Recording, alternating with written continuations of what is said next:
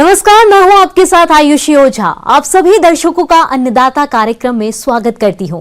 हमारे देश का किसान जन का पोषक है, वह श्रम का देवता है, अन्नदाता है।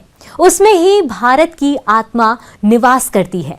ऐसे ही किसानों की प्रगति के लिए हम खेती बाड़ी से जुड़ी हुई बहुत सी नई लाभकारी जानकारियां हर रोज सुबह लेकर आते हैं। तो चलिए कार्यक्रम शुरू करने से पहले देखते हैं क्या है आज के अन्नदाता में। अरहर की भरपूर पैदावार के लिए करें वैज्ञानिक तरीके से बुआई। टमाटर की खेती से अच्छी आय कमा रहे सफल किसान से मुलाकात।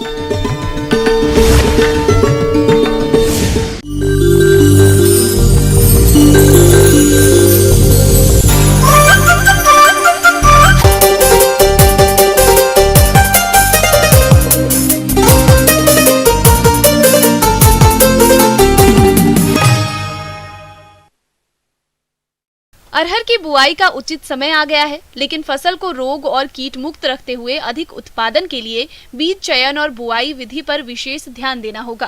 खासकर बुआई के समय विशेष सावधानी रखनी होगी, तभी बीजों का सही जमाव होगा और फसल कीट रोगों की चपेट में आने से बचेगी। तो आइए अरहर की बुआई के समय बरती जाने वाली सावधानियों पर विस्तार से जानते हैं कृषि वैज्ञानिक डॉक्टर महेश कुमार से।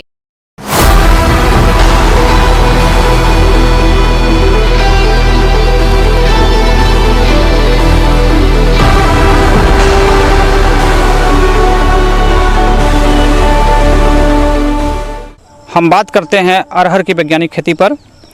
तो अरहर एक बहुत ही महत्वपूर्ण दलहनी फसल है जो कि हमारे किसान भाइयों के लिए भी लाभदायक है, विशेषकर उन क्षेत्रों में जहां सिंचाई की सुविधा नहीं है, वर्षा आधारित खेती हो रही है, तो वहां पर अरहर एक लाभदायक फसल साबित होती है। साथ ही साथ अरहर को लगाने से खेत की उर्वरता में भी बढ़ोतरी होती है। जहां हमारा कम फर्टाइल सॉइल है, पुअर सॉइल है, मृदा उर्वरता कमज़ोर है, वहां पर भी हम अरहर को ले सकते हैं। चूँकि बदलते मौसम में हमारे पास देखा जाए तो जल की प्रतिदिन कमी होती जा रही है, रेनफॉल में भी कमी आ रही है, तो अरहर की एरिया को बढ़ाने की ज़रूरत है। किस तरह से हम मृदा का सिलेक्शन करें, कौन सी ज़मीन इसके लिए उपयुक्त होती है? तो किसान भाइयों, अरहर की सफल खेती के लिए दोमट मृदा या हल्की मृदाएँ सदैव उपयुक्त होती हैं, जिसमें जल निकास का उचित प्रबंधन होना चाहिए। अरहर की फसल में किसी भी दशा में जल जमाव नहीं होना चाहिए। खेत की तैयारी। सबसे पहले खेत की मिट्टी पलटने वाले हल से गहरी जुताई कर दी जाती है, जो 3 से 4 वर्ष में एक बार की जाती है। इसके बाद कल्टीवेटर से एक बार जुताई करके गोबर की सड़ी खाद खेत में मिलाकर छोड़ देते हैं। इसके बाद तीसरी जुताई करके पाटा लगाकर खेत को समतल कर लेते हैं। इस तरह से खेत अरहर की बुआई के लिए तैयार हो जाता है। अब बात करते हैं प्रमुख प्रजातियों पर। बहुत ही अच्छी प्रजातियां यहाँ पर हैं जो कि अच्छी उत्पादन देती हैं। मालवी 13, पूसा बहार, नरेंद्र वन इत्यादि ये प्रजातियां ऐसी हैं जो 260 से 275 दिन के अंदर पक के तैयार हो जाती हैं तथा इनकी उत्पादन क्षमता भी 25 से 28 कुंटल तक प्रति हेक्टेयर है। इन प्रजातियों में से किसी भी प्रजाति को लिया जा सकता है। खाद और उर्वरक की सही मात्रा। किसान भाइयों, खेत में खाद उर्वरकों की मात्रा मिट्टी परीक्षण रिपोर्ट के आधार पर संतुलित मात्रा में करनी चाहिए। अरहर की अच्छी पैदावार लेने के लिए यूरिया 45 किलोग्राम और सिंगल सुपर फास्फेट 375 किलोग्राम प्रति हेक्टेयर की आवश्यकता होती है। उर्वरकों का प्रयोग बुआई के समय बेसल डोज के रूप में करते हैं, जिससे फसल की बढ़वार अच्छी होती है। अरहर का बीज दर। बीज के आकार, प्रकार, बीज की मात्रा निर्भर करती है। अगेती किस्म के लिए 12 से 15 किलोग्राम और पछेती किस्म के लिए 15 से 20 किलोग्राम बीज प्रति हेक्टेयर की आवश्यकता होती है। बीजोपचार के लिए हमें अरहर जैसी फसल में ध्यान देना होता है कि हम FIR को अपनाएं। तो इसके लिए सबसे पहले हम फंगीसाइड से ट्रीटमेंट करते हैं, जैसे कैप्टान, थीरम, बाविस्टीन या इसको कार्बेंडाजिम के नाम से भी जानते हैं। तो हम इसका 2 से 3 ग्राम दवा प्रति किलोग्राम बीज की दर से उपचार करें। उसके बाद हम इंसेक्टिसाइड का प्रयोग करें, इसके लिए आजकल हम लोग इमिडाक्लोरपीड 1 ml प्रति किलोग्राम बीज की दर से बीज का शोधन करते हैं, जिससे ज़मीन में उपलब्ध दीमक तथा कटवर्म, कटुई इत्यादि बीज को क्षति न कर सकें। उसके बाद सबसे लास्ट में हम राइजोबियम नामक जीवाणु के कल्चर का व्यवहार करते हैं। इसके लिए हम लोग 200 ग्राम राइजोबियम का पैकेट लेते हैं, जो कि 10 किलोग्राम बीज के लिए पर्याप्त होता है। बीज पर छिड़क करके उसको अच्छे से बीज में मिला दिया जाता है। उसके बाद छाए में 8 से 10 घंटे के लिए रख दिया जाता है और उसकी बुआई हम बीज की सुबह अथवा शाम को ही करते हैं, जब टेम्परेचर कम होता है, ठंडे में बुआई करते हैं। बुआई का समय का अरहर की खेती खरीफ मौसम में मानसून के आगमन से ही शुरू कर दी जाती है। तो 20 जून से लेकर के 20 जुलाई तक अरहर की बुआई के लिए उपयुक्त समय होता है। कतार से कतार की दूरी 90 सेंटीमीटर से लेकर के 1 मीटर की दूरी पर रखें तथा पौधा से पौधा की दूरी हम 25 सेंटीमीटर रखें, इससे हमें ज़्यादा लाभ होगा। अरहर एक ऐसी फसल है जिसमें खरपतवार एक बहुत बड़ी समस्या है। रासायनिक विधि से भी हम खरपतवार का नियंत्रण कर सकते हैं। रासायनिक विधि से खरपतवार का नियंत्रण करने के लिए बुआई के तुरंत बाद इसके लिए पेंडीमिथिलीन 1 किलोग्राम सक्रिय तत्व हम लेकर के 800 से 1 लीटर पानी में घोलकर बुआई के 2 दिन के अंदर हम खेत में छिड़काव करते हैं। तो इससे बुआई के करीब 10 दिन बाद तक खरपतवार नहीं उग पाते हैं, खरपतवार का नियंत्रण हो जाता है। अरहर में खरपतवारों का प्रबंधन ससमय करें, निराई गुड़ाई से कर सकते हैं। अरहर में विभिन्न प्रकार के जो सकरी पत्ती वाले खरपतवार हैं, चौड़ी पत्ती वाले खरपतवार हैं, वो नष्ट हो जाते हैं। तो इस तरह से हम अरहर के खेत में खरपतवार का प्रबंधन कर सकते हैं और अपने उत्पादन को बढ़ा सकते हैं। ब्रेक के बाद आप सभी दर्शकों का अन्नदाता में स्वागत है। किसान भाइयों, टमाटर की बाजार में अधिक मांग रहती है और यदि इसकी खेती सही तरीके से की जाए तो इससे मोटी कमाई भी हो सकती है। आज हम आपको हिमाचल प्रदेश जिला सिरमौर के पेशे से टीचर प्रीतम सिंह से मिलवा रहे हैं, जो टमाटर की उन्नत खेती करके अच्छा खासा मुनाफा कमा रहे हैं। तो आइए मिलते हैं इन्हीं से और जानते हैं इनके अनुभव। मैं पेशे से एक अध्यापक भी हूँ और साथ में हम जिम्मेदारा को भी अपनाते हैं। तो सबसे पहले मैं बताता हूँ आपको कि हमारे यहाँ पर आजकल टमाटर का सीज़न जोरों पर है और जो ग्राम करगानू है, ग्राम करगानू में टमाटर सबसे ज़्यादा मतलब होता है और अच्छी पैदावार होती है टमाटर की। और इस साल यहाँ पर सीड जो लगा है वो मैक्सिमम 7711 और आपका एक 882 और 13405 और एक 2832। तो हम अपनी फसल को जब स्टार्टिंग में करते हैं, जैसे हमारा मार्च से शेड्यूल शुरू हो जाता है, हम जब खेत को तैयार करते हैं, खेत को तैयार करने के उपरांत उसमें हल्के से गोबर खाद, घरेलू खाद होती है जिसको हम गोबर के नाम से कहते हैं, कि गोबर डालते हैं और अच्छा खासा गोबर डालने के बाद उसको फिर दोबारा से जोतते हैं। फिर खेत को तैयार किया जाता है। खेत को तैयार करने के बाद उसमें हमारी जो कसी होती है, कसी से खलियाँ निकाली जाती है। उसके उपरांत हम इसको पनीरी को खेतों में लगाते हैं और पौधारोपण करने से पहले हम उसको किसी भी फंगीसाइड में उसकी जड़ों को अच्छी तरह से भिगो लेते हैं, ताकि उसमें किसी भी तरह प्रकार का कीटाणु या जीवाणु कोई ना बचे। फिर यहाँ पर जो है पानी, जैसे बंदे का पानी आता है, बांध के द्वारा पानी आता है, और हम फिर खलियों में पानी डाल के उसका पौधारोपण करते हैं। जब पौधा बड़ा हो जाता है उसके बाद उसमें पोल लगा जाते हैं, ताकि वो पौधा इधर उधर ना गिरे। और पोल लगाने के बाद पोल ऐसा चाहिए जो बिल्कुल स्ट्रेट हो, खड़ा हो, ताकि पौधा बिल्कुल हमारा स्ट्रेट रहे। और फिर उसको दूसरी बार 2 या 3 बार उसकी गुड़ाई कम से कम की जाती है। उसके उपरांत उसमें मिट्टी चढ़ाई जाती है दोनों तरफ से, ताकि जैसे जैसे गर्मी बढ़ती है और पानी का फ्लो उसमें अच्छा रहे। और जब पानी डालते हैं तो ताकि पानी उसमें थोड़ा खड़ा रहे और नीचे नमी रहे। टमाटर फसल की अच्छी बढ़वार और अधिक फलत के लिए ये किसान भाई NPK 8 से 10 ग्राम प्रति लीटर पानी में घोलकर फसल पर छिड़काव करते हैं और ये छिड़काव खड़ी फसल में 2 बार करते हैं। ये किसान भाई अपनी टमाटर की फसल को कीट रोगों से बचाने के लिए फसल में समय समय पर रासायनिक दवाओं का छिड़काव करते हैं, जिससे कि फसल कीट व्याधियों से बचकर बढ़वार अच्छी करे। लगभग कोई 65 से 70 दिनों के अंदर अंदर जो है हमारा पौधा पूरा फल देना शुरू कर देता है। इस 1 बीघे की जो मैंने टमाटर इसमें लगाया है, इसमें से मैंने लगभग जो है 10 तुड़ान कर दिए हैं, जिसमें से कि मैंने 50 से 60 क्रेटे दे दिए हैं। और लगभग मेरे को इतना आइडिया है कि अभी 31 अगस्त तक लगभग ये टमाटर चलता रहेगा। और 31 अगस्त तक इसमें हर तीसरे दिन जो हम तुड़ान करते हैं, जिसमें से कि 8 से 10 क्रेटे प्रति तीसरे दिन मतलब निकलती हैं और फिर यहाँ से ये हमारा ट्रांसपोर्टर के माध्यम से सोलन सब्जी मंडी पहुँचता है माल।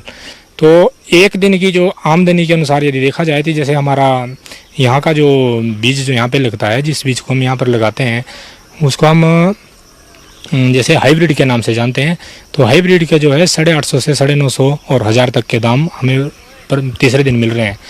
उसके उपरांत हमारे पास यदि हम मान लो हम 250 क्रेट एक बीघे में निकलता है तो लगभग आप ये मान के चलो कि अपनी लागत को निकालने के बाद आप 1.5 से 2 लाख के बीच में अच्छा खासा पैसा जो है कमा सकते हैं। किसान भाइयों, यदि इन किसान भाई की कुल आय व्यय की बात करें तो ये अपने 1 बीघा प्रक्षेत्र पर लगी टमाटर की फसल की अभी तक 10 तुड़ाइयां कर चुके हैं, जिससे ये कुल 16.5 कुंतल उपज ले चुके हैं। और जहां तक कुल उपज की बात है तो इनकी फसल को देखकर औसतन 75 कुंतल तक कुल उपज मिलने की संभावना है, जिसका बाजार भाव इन्हें औसतन 28 रुपए प्रति किलो मिल रहा है। इस तरह इन्हें 75 कुंतल उपज से लगभग 2,10,000 रुपए की कुल आमदनी होने की संभावना है। और जहां तक लागत खर्च की बात है तो पौध तैयारी, खेत की तैयारी, खाद उर्वरक, फसल सुरक्षा उपाय, तुड़ाइयां और परिवहन इत्यादि को मिलाकर कुल खर्चा 60,000 रुपए तक आ जाएगा। इस तरह इन्हें 1 बीघा प्रक्षेत्र से 1,50,000 रुपए का कुल शुद्ध मुनाफा होने की संभावना है। और जैसा कि 2 सालों से कोविड को देखते हुए किसानों जो बिल्कुल चरमरा गया था कि जो उसकी आय सीमा थी वो बिल्कुल 0 लेवल पे आ गई थी। उसके उपरांत क्या हुआ कि 2 सालों के बाद पहली बार ऐसा हुआ है कि इतने अच्छे दाम किसानों को मिल रहे हैं और ये दाम यदि स्टैंड रहते हैं तो किसान एक अच्छी आर्थिक स्थिति से बाहर आ जाएगा। ब्रेक के बाद एक बार फिर से आप सभी दर्शकों का अन्नदाता कार्यक्रम में स्वागत है।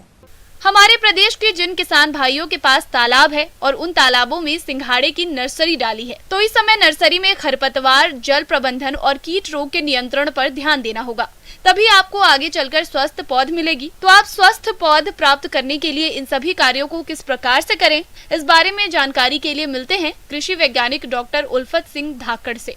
वर्तमान समय में सिंघाड़ा हमारा एक महत्वपूर्ण फसल है और इसे हम उपवास, व्रत और दूसरी उसमें किया था, क्योंकि सिंघाड़े एक पोषक तत्वों से भरपूर फसल है और इसकी किस तरह देख रेख रख रखाव किया जाए। किसान भाइयों, वर्तमान समय में जो आपकी नर्सरी लगी हुई है, अब धीरे धीरे उसके पौधा स्थापित हो चुका है और बेल उसके ऊपर की तरफ आने लगी है और जड़ों ने अपने ज़मीन के अंदर स्थापना प्रारंभ कर दी है। किसान भाइयों, तालाब में होने वाले सिंघाड़े की खेती को उन्नत कृषि तकनीक अपनाकर निचले खेत में, जिसमें पानी का भराव जुलाई से नवंबर दिसंबर माह तक लगभग 1 से 2 फीट तक होता है, उन क्षेत्रों में इसकी खेती आसानी से की जा सकती है। जो महत्वपूर्ण कार्य है हमारी सिंघाड़े की जो नर्सरी है उसमें हमें खरपतवारों पर विशेष ध्यान रखना है और उसमें अगर खरपतवार है या दूसरे कोई पौधे उग रहे हैं उनको जरूर साफ कराएं, क्योंकि जो हम पोषक तत्व नर्सरी के पौधों के लिए देंगे वो हमारे प्रतियोगिता के द्वारा दूसरे पौधे ले लेंगे, तो जिससे हमारी नर्सरी कमज़ोर हो जाएगी। साथ में बीमारियों का संचरण के या उनके जो बीमारी का वो होस्ट का जो कार्य करते हैं, खरपतवारी करते हैं, तो इनका तो हमें चुनाव करके निकालते रहना ही है। दूसरा, पानी का जो हमारा उसका लेवल है तो उसको बिल्कुल बनाए रखें, कहीं ऐसा ना हो जाए कि कहीं पानी उसमें नीचे रिस रहा है, पानी चला गया या ऊपर से आपने पानी नहीं दिया, तो ऐसी कंडीशन में हमारी सिंघाड़े की जो नर्सरी है वो बिल्कुल बेकार हो सकती है। पानी का लेवल भी आपको बढ़ाते रहना है, ऐसा नहीं है कि पानी का लेवल नीचे जा रहा है और बेलें ज़्यादा फैल गई हैं, उसमें उसकी सघनता ज़्यादा बढ़ गई है, तो वाटर रिक्वायरमेंट जो हमारी जल मांग जो बढ़ेगी पौधों की, उसके हिसाब से हमें उसका लेवल भी धीरे धीरे बढ़ाते रहना है, इसको हमें विशेष ध्यान रखना है। हमारे अनेक किसान भाई सिंघाड़े की खेती करके अच्छा लाभ कमाते हैं, लेकिन इस फसल में भृंग और लाल खजूरा नामक कीट का प्रकोप होता है, जिससे फसल में 25 से 40% तक उत्पादन कम हो जाता है। इसीलिए आप इन कीटों की पहचान कर समय रहते नियंत्रण करें। किसान भाइयों, हमारी जो नर्सरी है सिंघाड़े की, उसमें सुरक्षा का महत्वपूर्ण बिंदु है, क्योंकि इसमें कीट व्याधि जो आती हैं वही हमें ज़्यादा नुकसान पहुंचाती है। तो कीट में हमारा जो सिंघाड़ा भृंग है ये एक महत्वपूर्ण कीट है और सिंघाड़ा की सब फूल, पत्ते और उसकी शाखाएं, डंठल इनको नुकसान पहुंचाते हैं। और ये विभिन्न अवस्थाओं का जो कीट की हैं, जैसे लार्वा उसका जो रहता है और उसके बाद प्रौढ़ है, ये दोनों ही इसमें नुकसान पहुंचाते हैं। क्योंकि आपने देखा हो पत्ते के पिछली साइड में या पत्ते के ऊपर इसमें गुच्छों में आपको अंडे इसके देखने को मिलेंगे। दूसरी चीज़ क्या है, हमारे प्रौढ़ हैं पूरे पत्ता भी चबा जाते हैं, खाते हैं। तो इस तरह से प्रौढ़ और उसकी जो हमारी लार्वा है वो दोनों ही अवस्था में इसको नुकसान पहुंचा रहे हैं। इसकी एकीकृत प्रबंधन अगर इसमें किया जाए तो सबसे पहले तो हमें किसान भाई उसमें हमें निगरानी रखना होगी। अगर इस तरह के कीट पत्तियों के ऊपर उनके अंडे हैं तो ऐसे पत्तों को निकाल करके उससे निकाल दें। और दूसरा, अगर उसमें है तो हमें इसमें कीटनाशकों का प्रयोग करना पड़ेगा। कीटनाशकों में किसान भाइयों क्लोरोपाइरीफास हमारा जो कीटनाशक है उसकी धूल या हमारा जो द्रव्य रूप में आता है उसकी 2 ml प्रति लीटर के हिसाब से छिड़काव भी कर सकते हैं, या उसकी धूल का भड़काव कर दें तो ये कीट पर प्रबंध पाया जा सकता है। क्योंकि किसान भाइयों हमें मछलियाँ और दूसरे कीट भी रहते हैं तो हमें कीटनाशकों के चुनाव में विशेष ध्यान रखना है। और उस पानी को जब हम कीटनाशक वगैरह डालें कोई दूसरे खेतों में नहीं जाए, कोई जानवर जो हमारे गाय या पशु हैं वो उस पानी को न पिए, अन्यथा क्या है कि उनको ज़्यादा नुकसान हो सकता है। तो कीटनाशकों के चुनाव के पहले और उनके छिड़काव के बाद इस तरह की निगरानी आपको विशेष तौर पर रखना है। किसान भाइयों, सिंघाड़े में जो प्रमुख दूसरा कीट है वो लाल खजूरा के नाम से जानते हैं जैसे हम। इसकी मक्खी होती है और ये क्या है, हमारे पत्ते का जो डंठल होता है, जो फूला हुआ भाग आप देखते होंगे सिंघाड़े के और पत्ते के बीच में एक डंठल जो निकलते हैं पत्तों के बीच में, उस पर मक्खी बैठती है और उसमें अंडा देती है, वो भी पोजिटर के माध्यम से। और वो अंडा अंदर जा कर के एक लाल रंग की, आपने देखा होगा, कभी उसको खोल के देखना, इस लाल रंग की तीखी लाल इस सुराही टाइप की इल्ली रहती है जिसे हम, वो क्या है अंदर अंदर उसको खाती है और खाने के बाद में उसको सड़ा देती है। और जैसे ही वो सड़ता है तो पत्ते की सतह, तो हमारा पूरा का पूरा गुच्छा है वो धीरे धीरे डूबने लगता है। क्योंकि उसको तैरने में जो हमारे उसके अंदर जो टिश्यू का जो बना हुआ है वो उसमें एयर रहती है, वो एयर जब निकल जाएगी तो उसके अंदर वो ज़मीन में बैठ जाता है। तो इस कीट को रोकने के लिए किसान भाइयों हमें जो हमारे दैहिक कीटनाशक हैं उनका प्रयोग करना है। तो इसके लिए हमें सबसे बढ़िया होगा कि आप इमिडाक्लोरपिड या थायोमेथाक्सम इस तरह के जो कीटनाशक हैं इनको प्रयोग करना है। अगर आपके पास इमिडाक्लोरपिड है तो इसकी 6 ml मात्रा प्रति 15 लीटर का हमारा टैंक आता है, उसमें 6 ml दवा डाल लें। और इसका स्प्रे अगर आप करते हैं तो निश्चित है आपको जो लाल खजूरा जो एक कीट है, जो लाल रंग की जो इल्ली जिसमें जो पाई जाती है, इसका निश्चित रूप से प्रबंधन हो जाएगा, जिससे आपका सिंघाड़े की फसल बच जाएगी। सिंघाड़ा फसल में मुख्य रूप से दहिया रोग का प्रकोप होता है। इन रोगों के कारण फसल कमजोर होती है, साथ ही साथ फल छोटे व कम संख्या में आते हैं और किसान भाइयों को आर्थिक नुकसान होता है। इसीलिए इस रोग को नियंत्रण करना बहुत जरूरी होता है। कीटों के बाद में हमारी बीमारियां और सिंघाड़े की फसल में जो प्रमुख रूप से हमें देखने को मिलता है कि हमें एक दहिया रोग है। ये दहिया रोग में क्या है कि हमारी जो फफूंद है ये पत्तों के ऊपर फैल जाती है, और पत्तों के ऊपर जब ये फैल जाएगी तो प्रकाश संश्लेषण की क्रिया है इसके कारण जो बाधित हो जाती है। और जब ये क्रिया बाधित होती है तो उसके कारण क्या है कि हमारे सिंघाड़े के फूल एवं सिंघाड़े का जो फल बनता है उस तरह पर सब पे उस पर नुकसान होता है। तो इसको अगर हम प्रबंधन करें तो इसके लिए सबसे अच्छा है दहिया रोग को रोकने के लिए तो सल्फर का प्रयोग ज़्यादा करना है। सल्फेक्स नाम का जो हमारा बाज़ार में मिल जाता है उसकी 3 ml प्रति लीटर के हिसाब से घोल बनाएं और उसका छिड़काव करेंगे तो इसका नियंत्रण हो सकता है। और ख़ास करके इस तरह के जो पत्ते दिख रहे हैं, बीमारी ना फैले, ऐसे रोगग्रस्त पत्तों को निकाल करके हमें अपने सिंघाड़े की नर्सरी से या सिंघाड़े के जो हमारा मुख्य तालाब है, खेत है, उससे अलग करें, जिससे आपकी बीमारी आगे नहीं फैलेगी। इसका ध्यान जरूर रखें। किसान भाइयों, सिंघाड़े की नर्सरी और उसके अच्छे उत्पादन के लिए जो समस्त सावधानियाँ बताएं, फसल सुरक्षा, खरपतवार प्रबंधन, इन सबको आप एकीकृत तौर पर करते हैं तो आपकी अच्छी नर्सरी होगी। और जब आपकी नर्सरी के पौधे अच्छे तैयार हो जाएंगे किसान भाइयों, तो आप मुख्य तालाब में या आपने जो तैयारी की है दूसरे धान के खेतों में, उसका जब रोप आप स्थानांतरित करेंगे उसके बाद आपको अच्छे से अच्छा उत्पादन मिलेगा, जिससे आपकी आर्थिक लाभ भी प्राप्त होगा।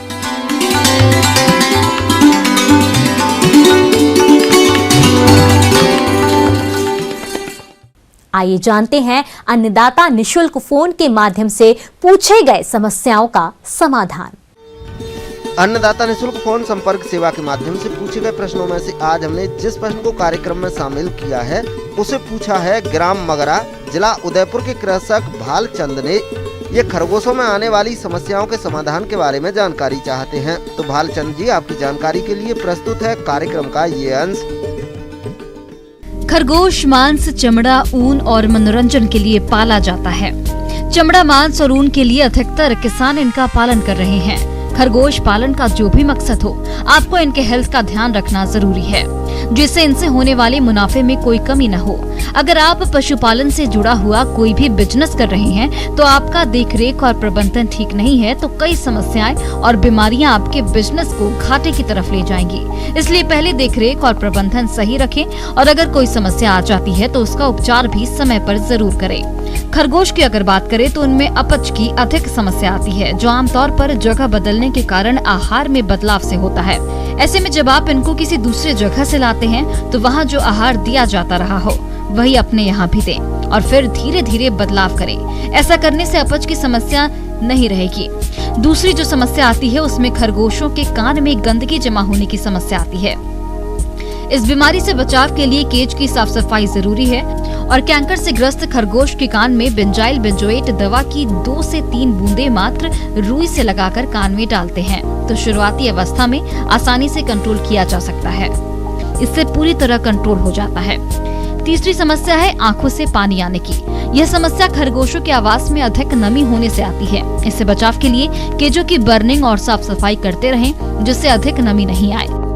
इसके उपचार के लिए बोरिक एसिड की थोड़ी सी मात्रा पानी में घोल करके दिन में 2 से 3 बार आंख के पास छिड़कते रहें। अगर इससे भी समस्या खत्म नहीं होती है तब आप जिंटामाइसिन या फिर न्यूरोमाइसिन की 1-1 या फिर 2-2 बूंद दिन में 3 बार आंखों में डालें। ऐसे में इसमें 2 से 3 दिन में यह समस्या दूर हो जाती है। किसान भाइयों, इस तरह से आप खरगोशों का ध्यान रखकर इस बिजनेस से अच्छा मुनाफा लेते रहेंगे। एक बात का ध्यान रखिएगा कि आप जिस दवा का भी प्रयोग करें पशु डॉक्टर की सलाह लें।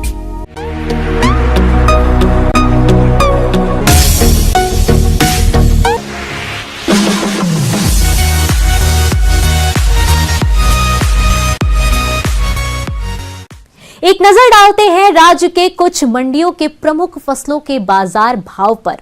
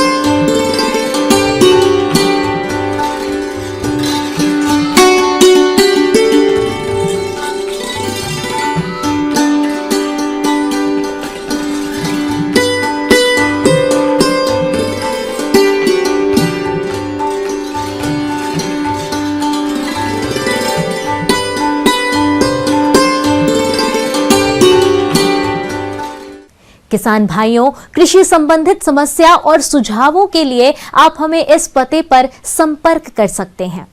प्रोड्यूसर अन्नदाता news 18 Rajasthan, Ramoji film city, Hyderabad 501512। साथ ही आप हमें ईमेल भी कर सकते हैं। हमारा ईमेल है p18annadatarajasthan@nw18.com।